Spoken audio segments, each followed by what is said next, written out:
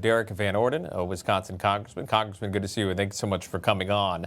So Well, good morning. Good morning to you. Very busy visit for the Prime Minister of Israel yesterday, making a lot of headlines there, specifically with President Trump and a few of his words. But then also today, meeting with the Secretary of Defense and others. Your thoughts so far of this visit? I think it's fantastic, and I think it shows the strength between the United States and Israel, Israel's relationship. So the first foreign leader to come here is Benjamin Netanyahu. It's great to see him. He's going to talk to Secretary Pete Hegseth, and Mike Waltz, as you said, which is fantastic because we have to make sure that Israel, our closest ally in the Middle East, remains safe. And how you do that is peace through strength. And that's exactly what you're seeing President Trump do across the globe right now with the Mexican government, with the Canadian government, with the Venezuelan government. And I think you're going to see a little bit more of this coming through with the Saudi Arabian government also. Very interesting. And of course, we'll wait and see what happens, right? So much can change in 24 hours or even less than. But the news of going into Gaza, that was something that appeared to even take the Prime Minister, Netanyahu, by surprise. We'll play it for our viewers here again. This is President Trump talking about the U.S. role in Gaza. Let's watch.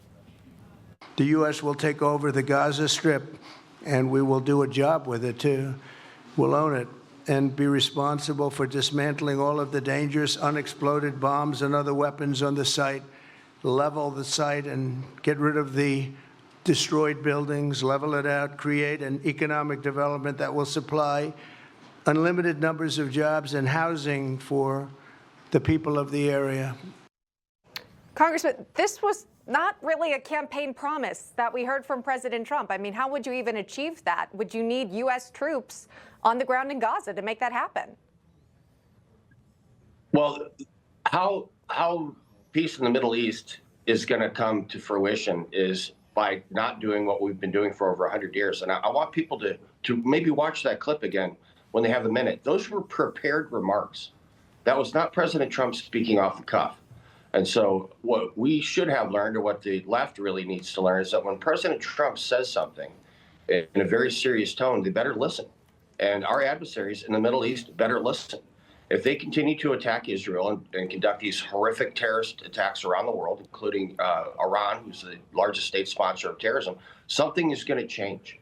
So we will do everything we can as a nation to bring peace through strength in the Middle East. And if that means taking a different approach to the Gaza Strip and having the United States military there, then that's exactly what that means. And our adversaries around the world better understand nothing is off the table when it comes to Donald Trump's leadership around the world, period. And he went on to talk about it could be the Riviera of the Middle East, and the world's people would live there. But it does, at least for me in reporting, take me back to tariffs on Mexico, on Canada, then coming up to the final hour that there are no tariffs being implemented. Rather, there are 10,000 troops sent to the border to secure the border from fentanyl and illegal crossings. Same with Canada as well. Could this be another move, another tactic, another strategy to state something, to put something wild as it is out there, or unique as it is out there, only for other nations to potentially respond, Congressman? Well, as I said, our adversaries in the Middle East and around the world better understand that nothing is off the table when it comes to Donald Trump's leadership around the globe. So they need to start paying attention. And the United States of America has been fumbling through foreign policy in the Middle East since we were involved in there immediately following World War II. So something has to change. The definition of insanity is doing the same thing over and over again and expecting a different result. So President Trump is projecting peace through strength. We're going to protect our Israeli allies to the greatest amount possible. And something is going to change in the Middle East. And under Donald Trump's leadership, it's going to change for the better. Information. Truth is freedom. Is Newsmax. It's real news for real people.